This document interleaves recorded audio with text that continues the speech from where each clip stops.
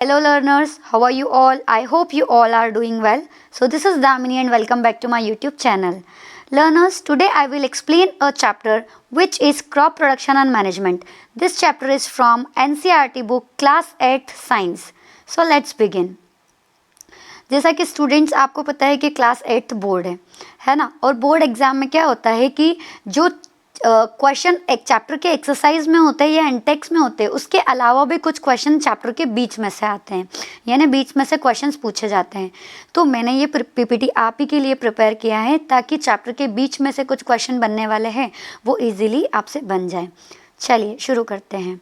So first introduction. All the living organisms require food for their life processes like digestion, respiration, excretion, etc. Plants can make their own food by the process of photosynthesis and animals including humans cannot make their own food, so they are dependent on plants and other animals. ठीक है, जैसे हमने 6th and 7th में पढ़ा था कि जितने भी लिविंग ऑर्गेनिज्म होते हैं उन सभी को फूड की रिक्वायरमेंट होती है, यानी हम खाना खाते हैं। ठीक है, वो खाना क्यों खाते हैं? हम एनर्जी के लिए, और हमारी जो बॉडी में बहुत सारे फंक्शंस होते हैं या बहुत सारी प्रोसेस होती है, उन प्रोसेसेस को प्रॉपरली चलाने के लिए हमें फूड की रिक्वायरमेंट होती है। कौन कौन सी प्रोसेस? जैसे डाइजेशन होता है, डाइजेशन के लिए भी कुछ एनर्जी चाहिए। रेस्पिरेशन होता है, रेस्पिरेशन के लिए भी कुछ एनर्जी चाहिए। और एक्सक्रीशन होता है, एक्सक्रीशन के लिए भी एनर्जी चाहिए होती है। जैसे कि आपको पता है कि अगर आप बाइक चला रहे हैं तो उसमें पेट्रोल की ज़रूरत पड़ती है, अगर पेट्रोल नहीं डालेंगे तो वो बाइक नहीं चलेगी।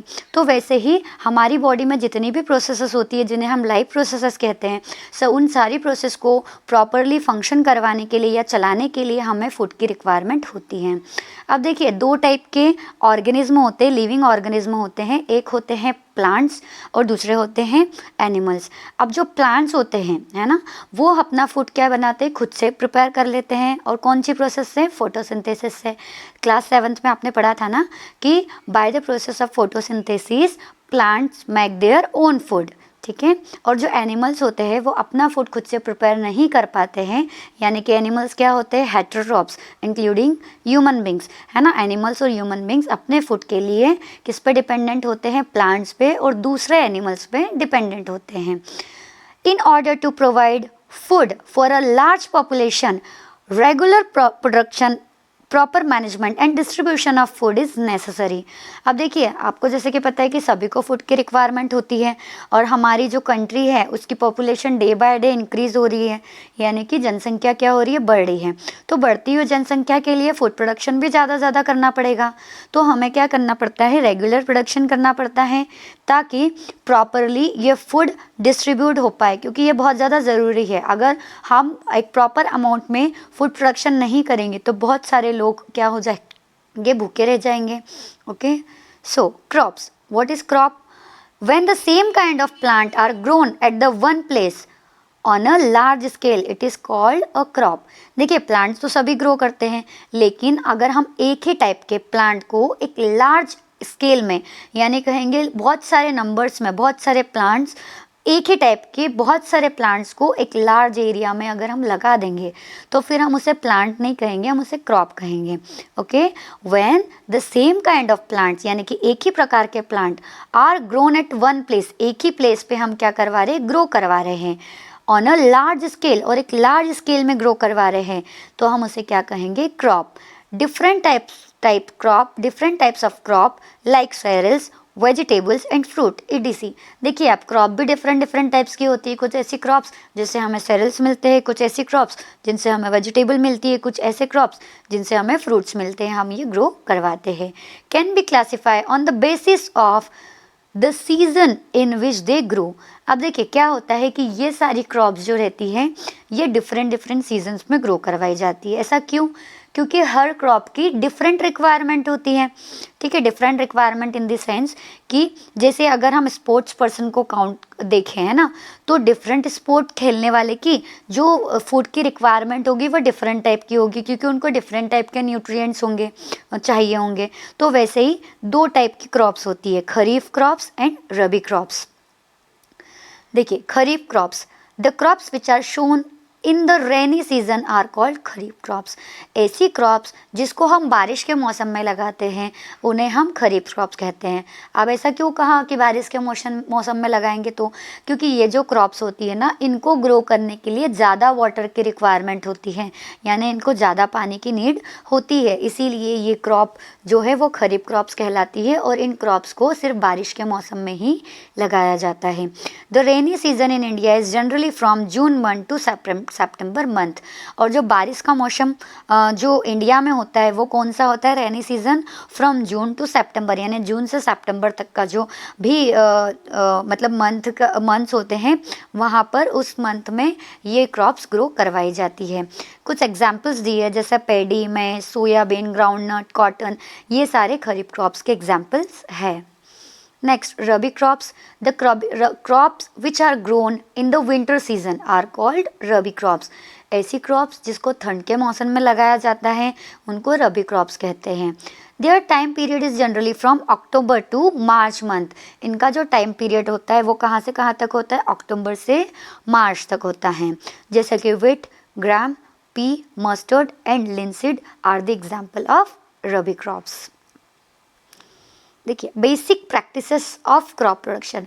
किसी भी क्रॉप को लगाने से ले करके उसको हार्वेस्ट करने तक, यानी जो चीज़ हमको उस प्लांट से चाहिए वो लेने तक की कुछ स्टेप्स होती है, वो स्टेप्स हमको प्रॉपरली फॉलो करनी होगी। यानी कि क्रॉप प्रोडक्शन करवाने के साथ साथ में उसको मैनेजमेंट की भी कुछ स्टेप्स होती हैं। जैसे कि कुछ स्टेप्स हमें गिवन है। Preparation of soil. First is preparation of soil, second sowing, third adding manure and fertilizers, fourth irrigation, fifth protecting from weeds, next harvesting and next storage. अब हम एक एक करके इनका डिस्ट्रीब्यूशन देख लेते हैं कि इनका एक्सप्लेनेशन देख लेते हैं कि हर एक स्टेप में क्या होता है। So this is the first step, preparation of soil. Preparation of soil, one of the most important task in agriculture is turn the soil and लूजन it. ठीक है, ये सबसे पहली स्टेप है जिसमें हम खेती करने से पहले जो हमारी सॉइल होती है, अगर बहुत टाइम तक उस पर खेती नहीं की है तो उसमें मिट्टी के बड़े बड़े ऐसे गट्ठे बन जाते हैं, यानी कि बंचेस बन जाते हैं।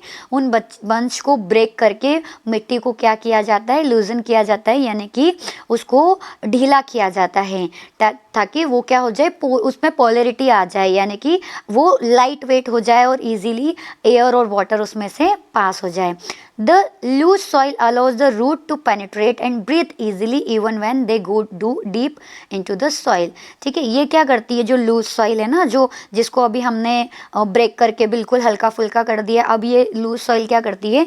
जो रूट्स क्या करती है? रूट्स को इजीली ब्रीथ करवाती है, यानी उसको सांस लेने में प्रोटेक्ट करती है। अब वो जितना भी डीप जाएगी उसको ब्रीदिंग में कोई प्रॉब्लम नहीं होगी, प्लस जितना भी वाटर है वो वाटर का ट्रांसपोर्टेशन इजीली कर सके, यानी कि ऊपर से पानी नीचे इजीली ट्रांसफ़र हो सके और ग्रोथ होने के बाद में ऊपर भी वापस ट्रांसफ़र हो सके।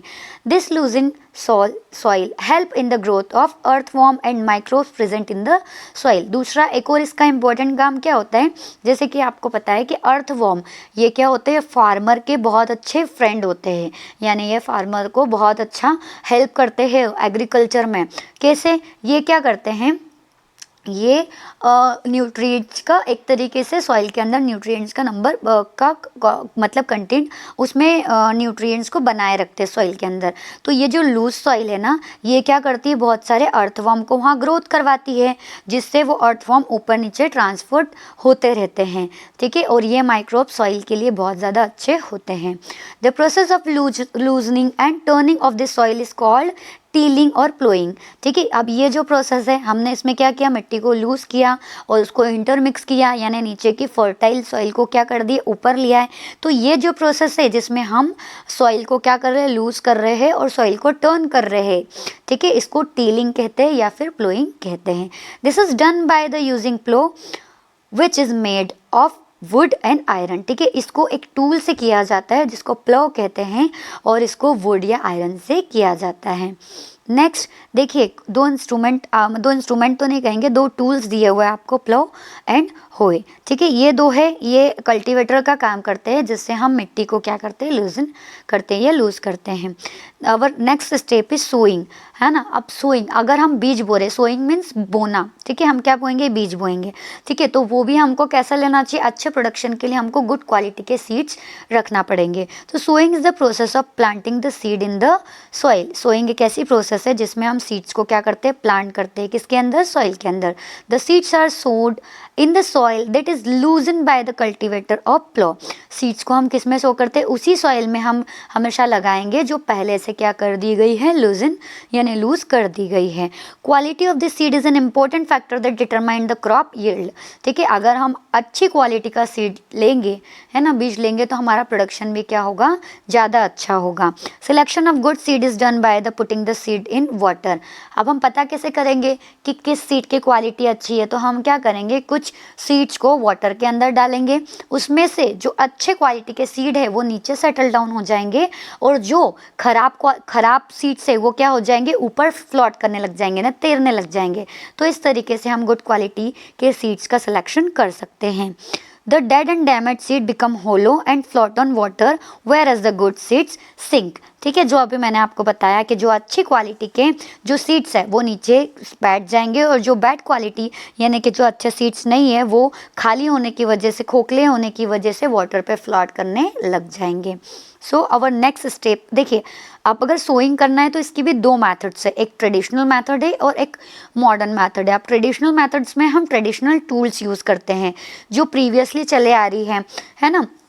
अभी क्या हो गया, मॉडर्न में तो हम बहुत सारी मशीन्स यूज़ कर लेते हैं फार्मर्स, है ना। लेकिन ट्रेडिशनल टूल्स में सीड्स डालने के लिए एक फनल यूज़ की जाती थी। इसमें हम क्या करते थे, सीड्स को डालते थे और इसमें 2-3 ट्यूब्स होती थी और एक शार्प एंड होता था।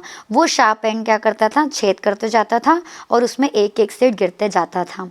Okay, so our next method is seed drill, है ना। मतलब इसी का जो मॉडर्न मेथड है कि हम किससे सीड सॉ कर सकते हैं, प्लांट कर सकते हैं, तो ये सीड ड्रिल। अब देखिए, ये मॉडर्न मेथड है, इसमें हम एक ट्रैक्टर की हेल्प से, जो कि एक टेक्निकल एक डिवाइस है, एक मशीन है, ये सीड ड्रिल एक मशीन है जिसमें हम ट्रैक्टर की हेल्प से क्या करते हैं, बीज बोते हैं। अब इसको यूज़ करने के क्या फ़ायदे हैं, देखिए, ये टाइम कम लेगा, फार्मर के लिए इजी हो जाएगा, उसको मेहनत भी कम लगेगी और इजीली उसका काम हो जाएगा। ठीक है, और ये डेप्थ में भी जाता है। और नेक्स्ट स्टेप है हमारी मैन्योर और फर्टिलाइजर्स। हम क्या करते हैं, अब हमने देखिए हमने प्रिपरेशन, सॉइल की प्रिपरेशन कर लिया, अच्छे से सॉइल को प्रिपेयर कर लिया, अब उसमें सीड भी लगा दिया। अब नेक्स्ट स्टेप क्या होती है कि उसमें हम क्या ऐड करते हैं, मैन्योर और फर्टिलाइजर्स। देखिए, मैन्योर और फर्टिलाइजर्स क्यों यूज़ करते हैं, ताकि हम सॉइल की फर्टिलिटी को इनक्रीज़ कर दें। अब फर्टिलिटी क्या होती है, फर्टिलिटी मीन्स कि उसकी प्रोडक्शन की क्षमता, कि वो और अच्छे हेल्दी प्लांट्स को ग्रो करवाएं। ठीक है, ऐसा तो फर्टिलिटी, जो सॉइल की फर्टिलिटी को इंक्रीज़ कर दे, इसको करने के लिए, फर्टिलिटी को इंक्रीज़ करने के लिए हम उसमें मैन्योर्स और फर्टिलाइजर्स ऐड करते हैं। देखिए, जो मैन्योर्स होते हैं वो नेचुरली ऑकरिंग होते हैं, यानी ऑर्गेनिक सब्सटेंस होते हैं। ठीक है, जो हमको किससे मिलते हैं, ऑर्गेनिक सब्सटेंस के डिकम्पोजिशन से मिलते हैं। और जो फर्टिलाइजर्स होते हैं वो मैन मेड होते हैं, यानी कि ये केमिकल सब्सटेंस होते हैं जिन्हें हम इनऑर्गेनिक सब्सटेंस या केमिकल्स भी कह सकते हैं। देखिए, यहाँ पे एक बहुत मोस्ट इंपॉर्टेंट क्वेश्चन बन सकता है, difference between manure and fertilisers. ठीक है, देखिए, एक ये हमने एक टेबल आपको दी है, मैन्योर एंड फर्टिलाइजर्स। देखिए, मैन्योर क्या होते हैं, easily made using animal and plant waste. जो भी एनिमल और प्लांट वेस्ट होता है उसकी हेल्प से हम मैन्योर बना सकते हैं। और फर्टिलाइजर्स क्या होते हैं, ये फैक्ट्रीज में बनता है। ठीक है, ये फैक्ट्रीज में बनता है और इसका क्या होता है, एक मेथड होता है, उसी मेथड को फॉलो करके हमें ये बनाना होता है। नेक्स्ट स्टेप मैन्योर में क्या होती है, no harmful effect as fully natural. क्योंकि देखिए, मैन्योर क्या है, नेचुरली ऑकरिंग है, तो इसके कोई भी हार्मफुल इफेक्ट प्लांट पे या क्रॉप पे नहीं होंगे, ये फुल्ली नेचुरल होता है। इसी के कंपैरिजन में फर्टिलाइजर्स, क्योंकि ये केमिकल होते हैं, तो इसके क्या होते हैं, प्लांट के ऊपर कुछ साइड इफ़ेक्ट्स होते हैं। मैन्योर जो होते हैं वो गुड होते हैं और लॉन्ग टाइम तक सॉइल की फर्टिलिटी को बनाए रखते हैं। ये मैन्योर क्या होते हैं, प्लांट्स के लिए, इन्हें क्रॉप्स के लिए बहुत अच्छे होते हैं और सॉइल की फर्टिलिटी को बनाए रखते हैं। देखिए, फर्टिलाइजर्स क्या होते हैं, ये लॉन्ग टाइम तक, है ना, सॉइल की फर्टिलिटी फर्टिलिटी को बना के नहीं रखते, मतलब उस टाइम तक तो ये प्रोडक्शन करवा देंगे जब आपने इनको यूज़ किया है, लेकिन धीरे धीरे ये सॉइल की फर्टिलिटी को कम करते जाते हैं। देखिए ये जो मैन्योर है, क्योंकि ये नेचुरली ऑकरिंग है ना, तो इनका जो इफेक्ट होता है वो थोड़ा सा कम होता है, यानी स्लो इफेक्ट शो करते हैं। जैसे आयुर्वेदिक दवाइयाँ होती है ना, वो स्लो इफेक्ट शो करेगी लेकिन लॉन्ग लास्टिंग होती है ना। और जो फर्टिलाइजर्स होते हैं, क्योंकि ये केमिकल्स होते हैं, तो ये हमें फास्ट रिजल्ट शो करते हैं लेकिन बाद में इनके हार्मफुल इफेक्ट दिखाई देते हैं। अब क्या होता है कि देखिए मैन्योर्स होते हैं वो बहुत चीप होते हैं, यानी बहुत सस्ते होते हैं, हम इजीली इनको घर पर या खेत में प्रिपेयर कर सकते हैं। लेकिन फर्टिलाइजर्स क्योंकि ये केमिकल्स होते हैं, इसीलिए ये हमें परचेस करने होते हैं और ये इनका प्राइस भी बहुत महंगा होता है। Okay, so irrigation, our next step is irrigation. Irrigation means होता है प्लांट्स को यानी क्रॉप्स को पानी देना। इरिगेशन मीन्स प्लांट्स को यानी क्रॉप्स को पानी देना। Water is important for proper growth and development of plant. As you know that कि जैसे वाटर हमारे लिए बहुत ज़्यादा ज़रूरी है, वैसे प्लांट के लिए भी वाटर बहुत ज़्यादा इंपॉर्टेंट है उनकी ग्रोथ के लिए और डेवलपमेंट के लिए। Water is essential because germination of seed does not takes place under dry condition.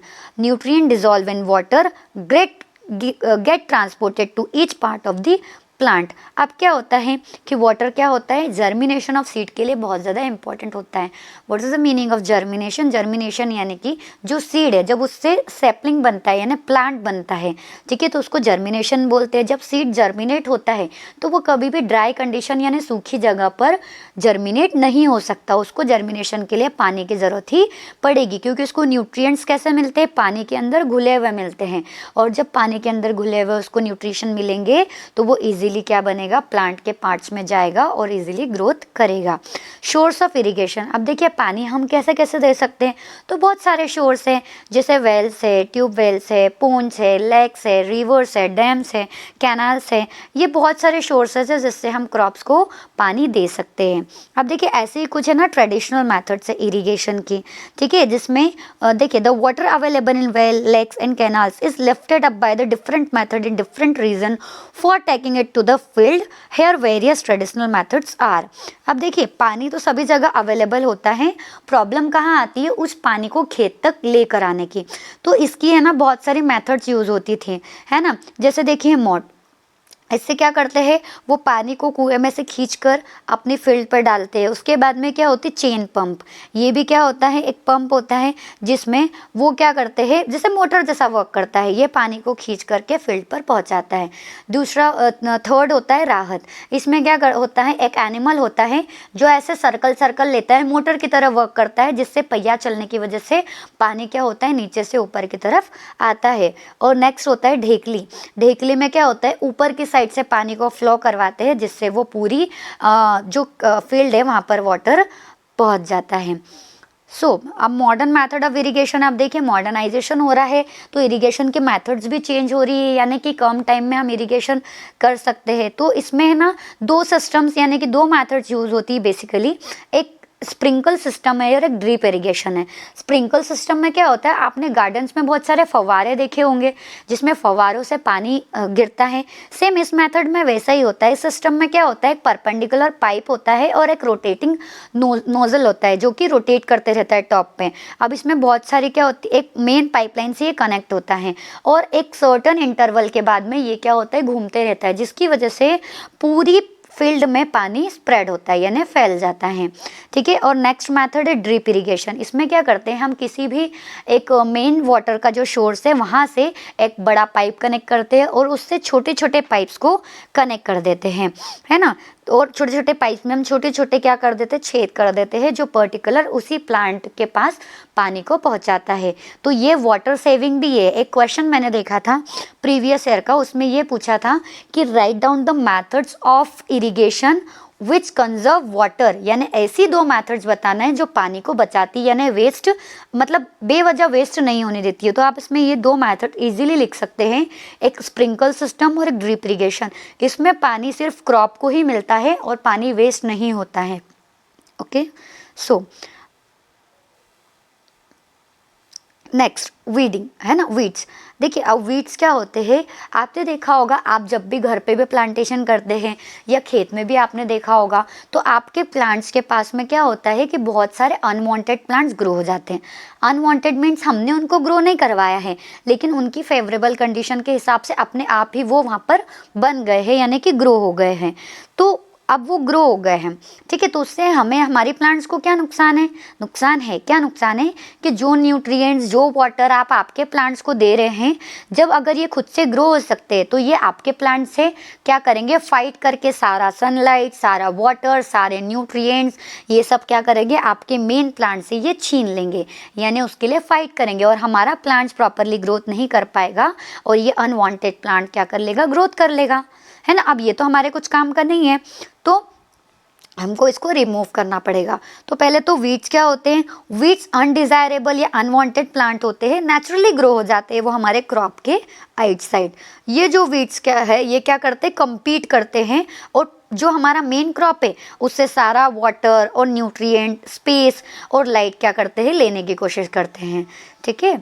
तो अब इससे हम कैसे प्रोटेक्ट कर सकते हैं, तो इसकी बहुत सारी मेथड्स है, जैसे कि देखिए टीलिंग है ना, और मैनुअल रिमूवल है ना, और वीडीसाइड। टीलिंग में क्या होता है कि हम क्या करेंगे, टील यूज़ करेंगे, ठीक है, जिसकी वजह से हम उसकी कटाई कर देंगे, वो जो एक्स्ट्रा अनवांटेड प्लांट्स है उनको हम डायरेक्ट टूल की हेल्प से क्या करेंगे, निकाल देंगे। मैनुअल रिमूवल क्या होता है कि देखिए इस पे हम क्या करेंगे, जो भी मतलब उसको चॉप कर देंगे, मतलब उसमें भी कटाई एक तरीके से हो जाएगी।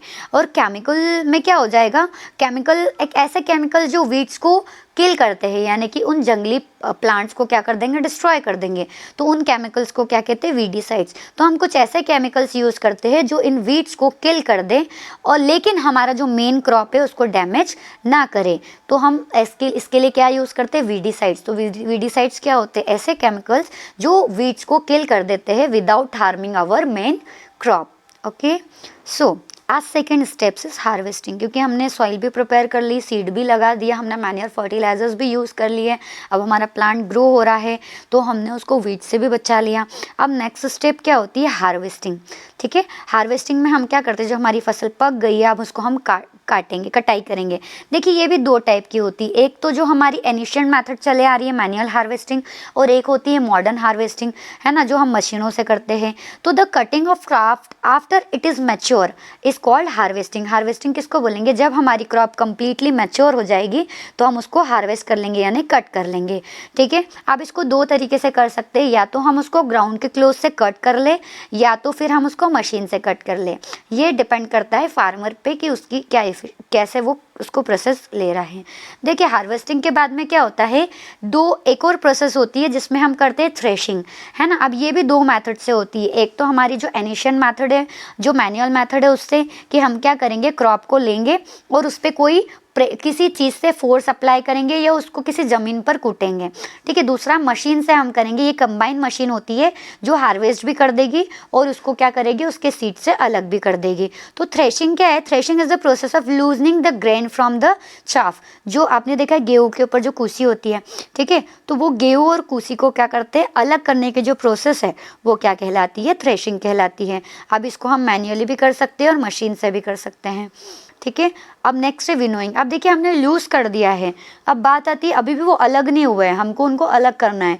तो winnowing is the process of separation of grain seeds from the chaff using the help of wind, ठीक है। हम हवा की हेल्प से क्या करेंगे, जो मेन सीड है हमारा उसको चारे से, है ना, क्या कर देंगे, अलग कर देंगे। देखो हवा की वजह से क्या होगा, जो हल्का हल्का जो चारा है या जो वेस्ट है या ऊपर की कवरिंग है वो उड़ जाएगी, और जो हैवियर यानी भारी ग्रेन से वो नीचे की तरफ सेटल डाउन हो जाएंगे।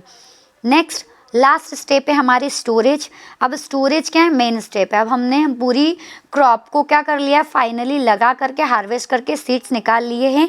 अब स्टोरेज सबसे ज़्यादा इंपॉर्टेंट होता है ना, इंपॉर्टेंट स्टेप होता है एग्रीकल्चर का। हार्वेस्टिंग के बाद में हमको इसको स्टोर करना पड़ता है ग्रेनरीज में या सिलोज में, ठीक है। अब इसको हमेशा कहाँ स्टोर करना है, ड्राई प्लेस पे, क्योंकि मॉइस्चर की वजह से भी क्या होगा, ये हमारी क्रॉप्स ख़राब हो सकती हैं, ठीक है। और फिर हम स्टोरेज के बाद में इसका क्या करते हैं, डिस्ट्रीब्यूशन करते हैं, ठीक है। इसमें एक स्टेप और थी ठीक है। प्लांट को एक और खतरा होता है कुछ मतलब कि एनिमल से और कुछ इंसेक्ट से, ठीक है। तो वो भी वो जो प्रोटेक्शन वाला पोर्शन था ना उसमें आएगा। तो इंसेक्ट से प्रोटेक्ट करने के लिए हम इंसेक्टिसाइड यूज़ करते हैं, और जो बड़े बड़े चूहे होते हैं ना खेत में, उनसे प्रोटेक्ट करने के लिए यानी रोडेंट से प्रोटेक्ट करने के लिए हम रोडेंटिसाइड यूज़ करते हैं। एंड अगर फंगल लग रहा है या ख़राब हो रही है फसल, तो उससे प्रोटेक्ट करने के लिए हम फंगिसाइड यूज़ करते हैं, ठीक है।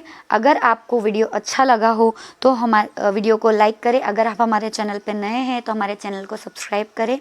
Thanks for watching.